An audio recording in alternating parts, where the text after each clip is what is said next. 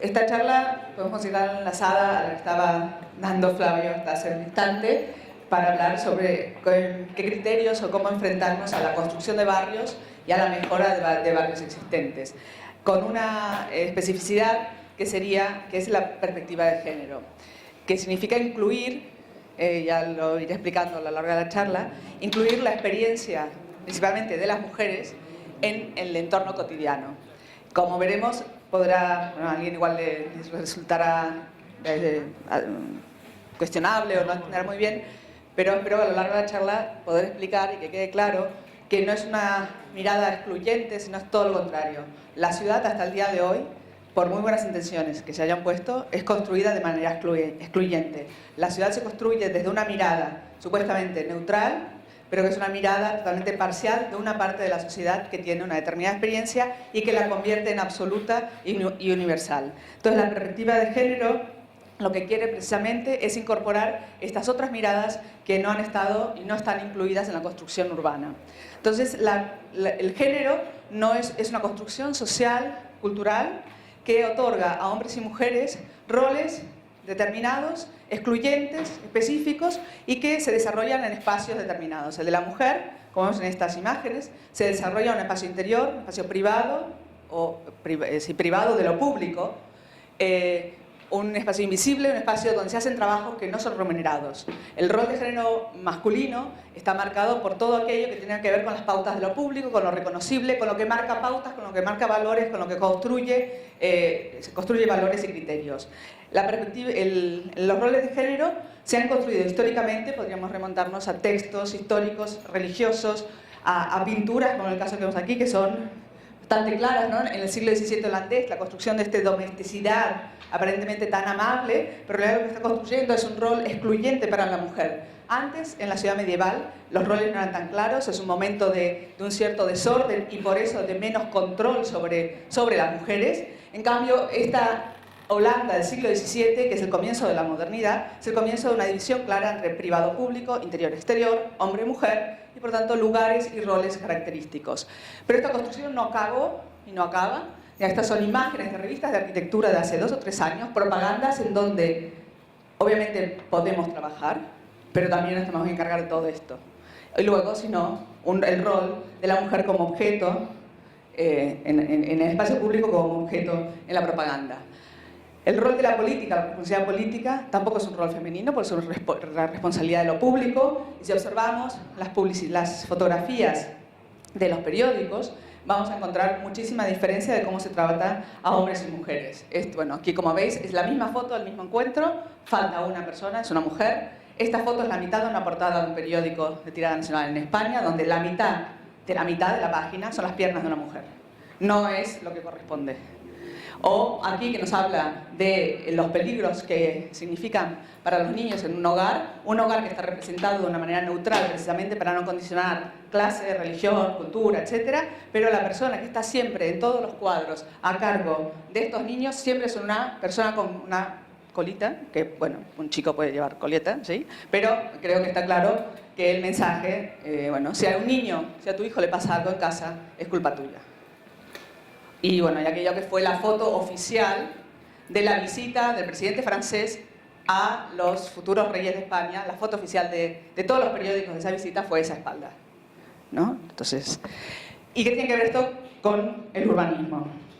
Precisamente, como estaba comentando, el rol de género femenino, por un lado, no siempre, no quiere decir que hoy en día, poco a poco, las cosas van cambiando, no solo lo realizan las mujeres, también hay hombres que hacen algunos de los roles de género femenino, que son aquellos que se encargan del mundo de la reproducción, del mundo de lo que nos hace estar vivos en realidad, ¿no? O sea, para después poder ir a trabajar tenemos que haber sido cuidados, nutridos, limpiados, etc.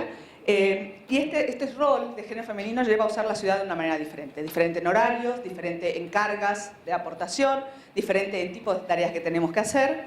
Luego, el género no es sexo, ¿no? Puede haber, obviamente, hombres que realicen las tareas de género femenina y que tengan esa experiencia de la ciudad y mujeres al revés. También es cierto que hay que tener un lugar para hablar de todo, pero los cuerpos son sexuados diferentes y eso también nos lleva a sentir, a usar, a percibir los espacios de manera diferente. Pero ahora nos centramos en género. Luego, somos consideradas, en general, las mujeres, una minoría, muchas veces, una minoría de la población, que en el caso español es una minoría que es del 50,6% de la población. Hagan las cuentas. Y la planificación urbanística se ha basado en pensar en estos roles excluyentes y fundamentalmente la ciudad moderna. La ciudad moderna que no comienza con el movimiento moderno, con los años 50, sino que viene de lejos, que ir separando progresivamente el espacio de lo privado del espacio de lo público. Y en los años 60 la planificación se basó en áreas donde pasaban la zona de vivienda, la zona de educación, la zona de trabajo, con lo cual combinar en un día las actividades diversas se hace muy difíciles. ¿Por qué se piensa así? Porque se planea una ciudad en donde haya un personaje que se levanta en casa, se va a la fábrica, al trabajo y vuelve a la noche. Y otro personaje que está en la casa, que lleva a los niños a la escuela, que va al mercado, que va al banco, que va a esto otro, y va de un lado a otro de la ciudad muy mal conectados en general. El ejemplo, desgraciadamente, más aberrante de este modelo de crecimiento es el suburbio americano, replicado en todos los países del mundo con la peor aberración que son las urbanizaciones cerradas, ¿no? Que ya sería el colmo de la aberración del modelo de zonificación. Pero ese modelo está basado en esta dualidad totalmente excluyente, donde las mujeres están en la casa, se organizan como pueden para hacer sus tareas que son totalmente invisibles, y los hombres son los que van al trabajo. También hay que decir que es una mirada de unos hombres también muy parcial. No es el hombre niño, no es el hombre joven, no es el hombre adulto, no es el hombre con alguna discapacidad, no es el hombre que no tiene un sueldo suficiente como para tener un coche, supercar, etcétera, etcétera, sino es también una mirada muy excluyente respecto a no solo a las mujeres, sino al resto, bueno, sino a los hombres. Y este no tener en cuenta a las mujeres y sus diferentes actividades hace que disminuya el derecho a la ciudad de las mujeres. Por tanto, una de las cosas que tenemos que trabajar para poder saber cómo es esta diferencia son las estadísticas segregadas entre hombres y mujeres de todo lo que estudiemos, cosa que es dificilísima de entender. Una estadística media no nos da ningún dato. Aquí hay algunos casos de estadísticas, bueno, el caso en la sociedad catalana en el año 2006, de horas semanales dedicadas a las tareas de la reproducción, 21,3 las mujeres, 7,9 los hombres. Esto es replicable en muchísimos países del mundo. De hecho, las mujeres trabajamos ahora me acuerdo, perdón, los datos, pero en el mundo mucho más horas que los hombres, pero mucho más horas en estas tareas. Por tanto, menos ingresos económicos, que conlleva a la larga también a un montón de otros problemas. No acceso a la vivienda, por ejemplo, que eso hace que muchas mujeres maltratadas se mantengan en sus casas porque no tienen capacidad de ser independientes. Bueno, hay muchas cosas que salen de esta distribución injusta de las tareas. Luego, aquí vemos cómo nos movemos en la ciudad. Si uno dice, el 40% de la población de Buenos Aires se mueve en coche privado. Eso y nada es lo mismo. Vamos a ver qué pasa si vamos a estudiar hombres y mujeres. Esto es en Alcalá de Henares, puede ser otra ciudad. A pie, 23% de las mujeres, 14% de los hombres. Coche como conductor, 27% de las mujeres, 57% de los hombres. Aquí empezamos a tener una gran diferencia de percepción. Transporte público, 40%, 18%. En Barcelona los datos son parecidos en el área metropolitana. Cuando se les pregunta al 80%, o sea, en el área metropolitana de Barcelona, el 80% de las mujeres van en transporte público y un 60% de los hombres van en transporte privado. Cuando se les pregunta cómo es el transporte público al área metropolitana de Barcelona, los hombres contestan en un 70%, hay un 10% que mira más allá de su experiencia, que no existe, no hay. Las mujeres que contestan que es ineficiente. Es verdad o mentira las dos, no es ni verdad ni mentira ninguna de las dos. La experiencia de cada una de esas personas informa de manera diferente sobre la realidad. Entonces lo que tenemos que es ver cómo sumamos esas experiencias para no seguir pensando como esos que van en coche que no existe. Yo no lo uso, no existe. Estos son también distribución de tiempos, o en este caso también un estudio que hace Teresa Varela, Teresa del Valle, perdón, no sé si es que esté entero, pero de las estadísticas generales del País Vasco salía que en los años X se había mejorado, el 80% de la población, 90%, sentía que había mejorado la seguridad en las calles. Pero cuando hacía una encuesta entre las mujeres entre 15 y 29 años, una cuarta parte de estas mujeres sentía que la ciudad era más insegura. ¿Por qué? Pues son las mujeres que van a trabajar más temprano, van a la universidad, salen de la escuela a horas que son nocturnas, y caminar por la calle siendo una chica, siendo una mujer, ciertas calles no son caminables. Por tanto, esa percepción de seguridad mejorada, si no la tomamos por grupos de edad y por hombres y mujeres, no nos está dando ninguna información muy fiable para la ciudad. Entonces, de alguna manera, tenemos que dejar de pensar esa ciudad funcionalista y segregada vista solo desde los planos para unirla a esta ciudad que llamamos cotidiana y próxima desde esa ciudad vivencial, que no quiere decir que no haya que tener planos y buenos planos y buenas fotos aéreas y buenos levantamientos, claro que sí, pero solo el plano no es una información suficiente. Entonces, para nosotras que trabajamos en cuestiones de urbanismo y género, redunda en lo que ya he dicho, o sea, el urbanismo no es neutro. Al conformar los espacios damos valores, se dan prioridades, se reflejan derechos y por eso es muy importante trabajar con todas las personas que habitan los sitios, conocer sus necesidades, para poder tener información, para poder conocer. No se trata, o sea, muchas veces cuando se habla de participación, de escuchar, piensan que resolverán el problema. No, es conocer más para poder afrontar de mejor manera una respuesta adecuada para el sitio que vayamos a trabajar. Y especialmente la experiencia con las mujeres o con el género femenino tiene que ver con pensar la ciudad desde el cotidiano, desde esto próximo, desde lo más cercano, que desde esta mirada más próxima, más pequeña, si se quiere, nos permite informar al entorno general. Hemos trabajado, dividido para trabajar en términos de participación y perspectiva de género en estas variables. ¿Qué es la vida cotidiana? Y la vida cotidiana es esta base para analizar la ciudad. La vida cotidiana es la que junta las 4 esferas de la vida, o sea, la esfera de lo personal, la esfera del trabajo productivo, del reproductivo y de lo social o político.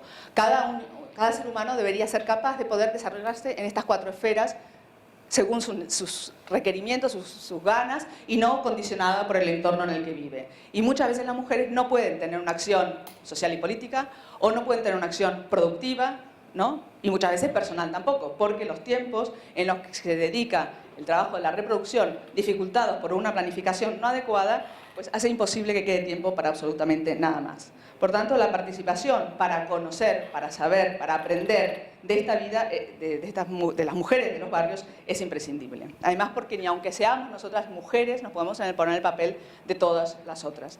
Así como Flavio estaba explicando trabajos que estamos realizando con la SECHI en un equipo de asesoría. Dentro de los trabajos que hemos hecho es una primera diagnosis muy incipiente, que ahora continuaremos, sobre la vida cotidiana en los barrios.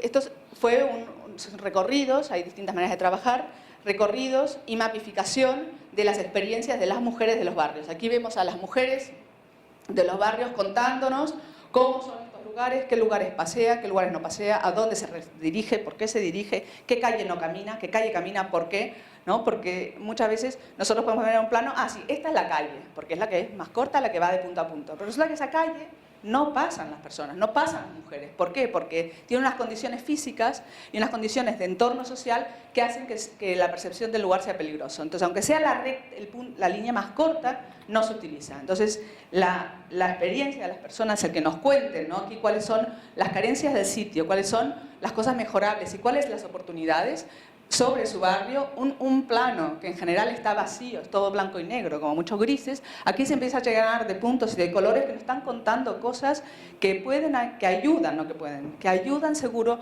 a pensar un proyecto que parte del detalle de que esta esquina tiene un vado, tiene un agujero y no se puede cruzar, y de eso se amplía a toda la ciudad, ¿no? No es pensar en el micro que te hace perder el macro, todo lo contrario. Desde el micro puedes realmente comprender cómo funciona el macro. Desde el macro llegar al micro vas tarde. Cuando eso es también el problema de la planificación es en cascada y se deciden las cosas a una escala que cuando llega la oportunidad de ir a trabajar con un barrio en una calle ya está todo decidido, hay muy poco que hacer.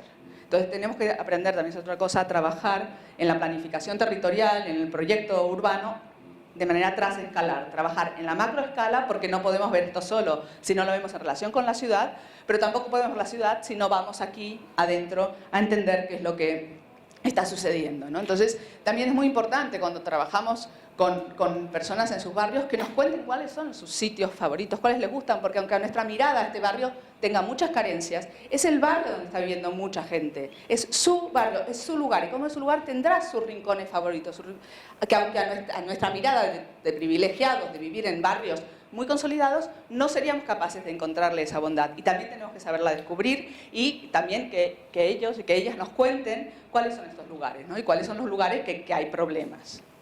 Entonces, la cuestión de la participación es sumamente importante para abordar proyectos de mejora. No podemos pensar que simplemente con nuestra mirada técnica, que es necesaria y es imprescindible, podemos suplir el conocimiento adquirido en la vida cotidiana de las personas y no podemos ponernos, por mucho que los recorramos y que estemos en los sitios, ¿no?